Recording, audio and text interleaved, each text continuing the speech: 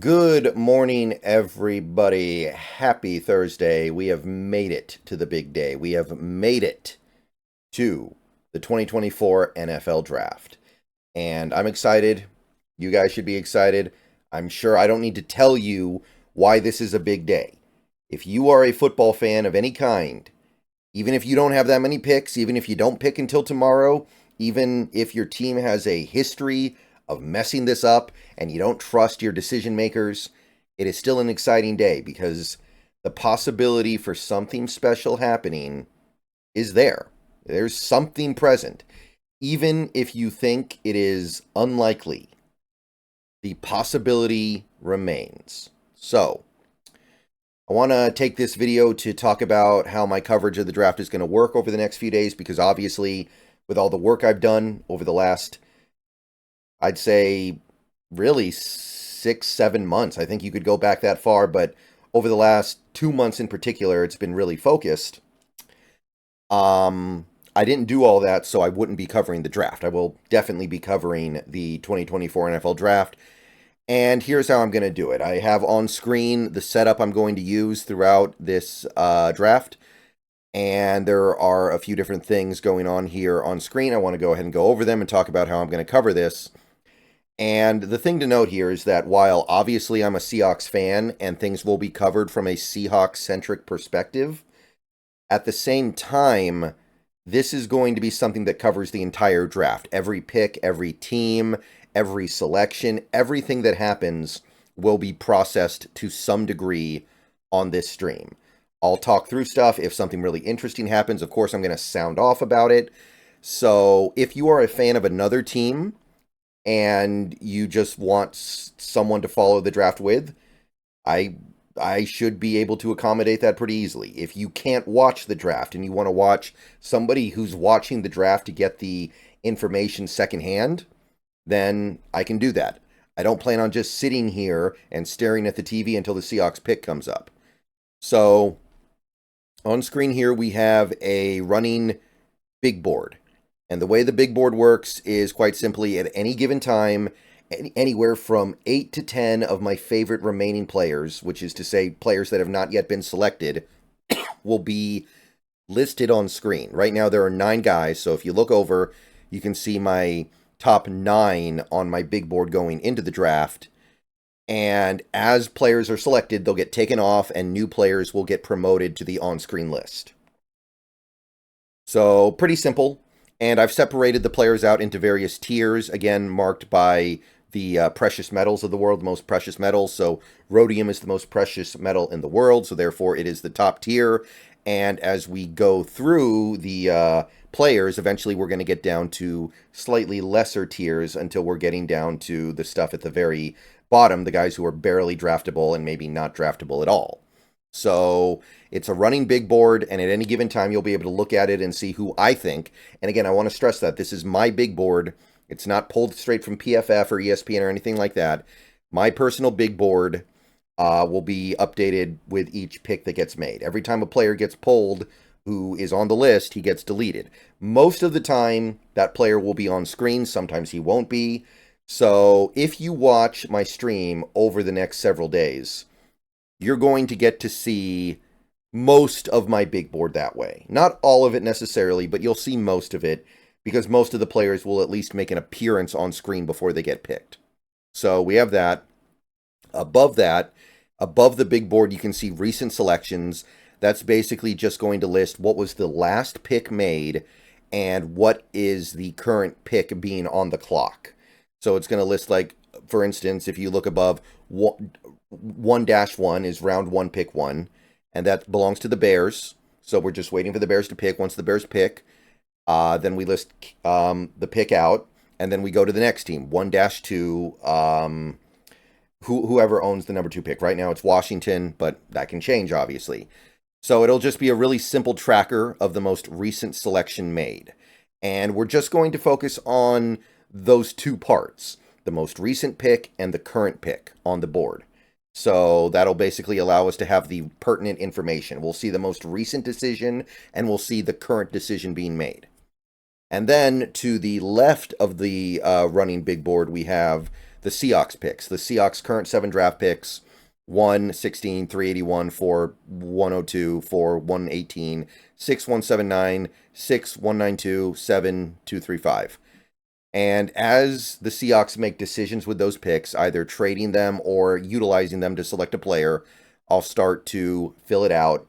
And we'll basically be able to look at it to remember what the Seahawks have done thus far at any time during the draft. I don't want that stuff to come off the screen at any point, because ultimately it is what we're tracking.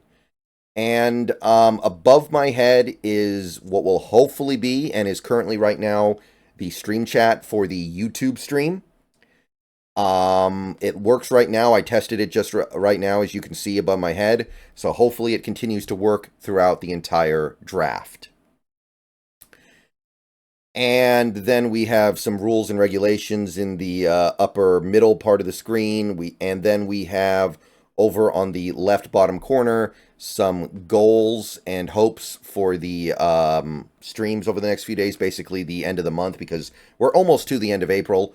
So I'll get some exact goals and targets for the end of the month, basically, on there, and hopefully we can hit those goals by the end of the draft, because obviously that's going to be most of what happens on this channel for the remainder of April. And then we also have a tracker for super chats and tips. Those are going to be some of the best ways to donate to me if you would like to during the draft process. And yeah, that's basically going to be everything going on here. We have alerts in the upper left corner that'll go off whenever somebody publicly subscribes, becomes a member, or donates via tipping or super chatting. And I think that's about it. We do have a thing in the middle of the screen for whoever is the top tipper and the top super chatter of the day so far. And that pretty much runs it down. The stream's going to go until the end of day 1. And then after the stream's over, after I turn the stream off, sometime later tonight, I'm going to go live with the Hawks Nest to break down whatever the Seahawks did. If they used the pick, if they traded it, if they traded out of the first day completely, whatever they did, me and him are going to get together and discuss it and offer our takes on where things are going. And then we come out in day 2 tomorrow at 4, so it's going to be starting a little bit before 4, like 3:45, and we're going to do the exact same thing all over again. We're going to continue to track the draft exactly the way I just described until day 2 is over. That usually ends up taking like 4.5 or 5 hours.